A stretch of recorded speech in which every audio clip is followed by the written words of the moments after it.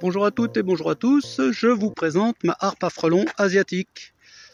Donc dans cette vidéo, bien sûr, vous verrez pas à pas les photos de sa construction. Hein. C'est pas très difficile, il faut quelques outils, rien de bien méchant. Il y en a un quand même qui est important, c'est l'imprimante 3D quoi, pour les parties en plastique de séparation des fils. Après, ça peut se faire sans ça. Donc voilà. Le système de fixation dans le sol. Vous voyez les tiges à béton là. Donc j'ai soudé une rondelle à la hauteur qui va bien. Donc la tige, on la plante dans le sol. La rondelle, ben, elle viendra dans l'œillet là que j'ai fixé sur le châssis de la harpe. Voilà. Et tout ça, c'est guidé avec deux œillets. Deux œillets avec celui du bas qui va sur la rondelle qui est sur la tige de fer à béton.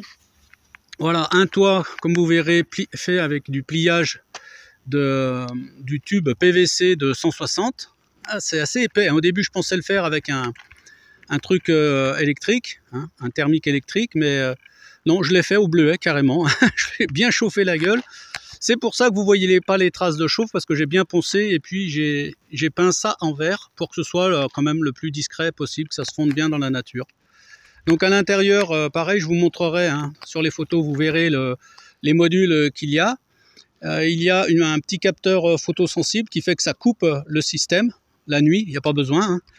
Hein. Tout ça se fait très facilement. Je vous ai choisi de la facilité, des modules hyper simples. Hein. On les commande sur AliExpress ou Amazon. Et puis n'importe qui peut y assembler, c'est déjà préassemblé. Par contre, pour la batterie, moi j'ai fait un système avec des batteries que je bricole. Je vous invite à voir une des vidéos que j'ai faites pour comment fabriquer ces batteries.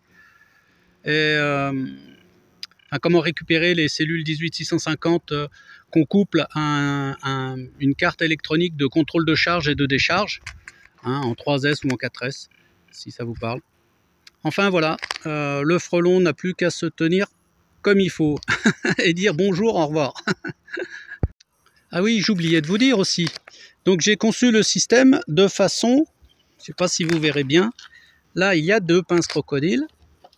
Donc après avoir débranché, hein, c'est préférable, on défait les pinces, voilà, et on enlève sa boîte, voilà, et on part avec sa boîte. Voilà. Une batterie, un module abaisseur de tension. Ah, qu'est-ce que c'est que ça? Et notre fameux booster d'électricité 3,7 V 2000 volts. Eh bien, qu'est-ce que j'ai rajouté? J'ai rajouté la fonction jour-nuit. Jour, nuit. Jour, nuit. Ça vous rappelle les visiteurs. Alors ici, il s'agit de protéger la batterie, hein, un réchauffeur thermique, une bouteille plastique, et voilà ce que ça donne, ça va très bien.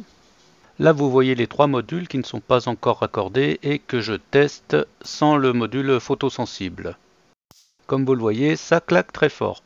Ensuite, je mets tout ça, une fois tout assemblé, hein, avec le module photosensible, je mets tout ça dans une boîte et je lance l'impression des séparateurs de fils.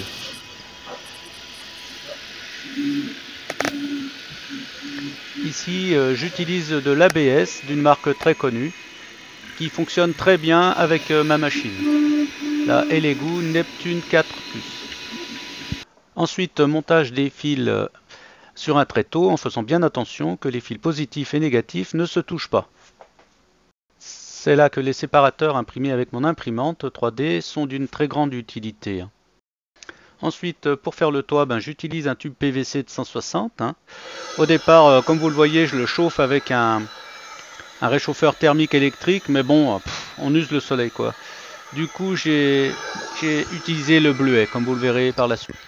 Là, avec le bleuet, ça va tout de suite beaucoup plus vite. Il faut faire attention, hein, parce qu'on peut très vite noircir, mais le résultat est très fonctionnel et à pas cher.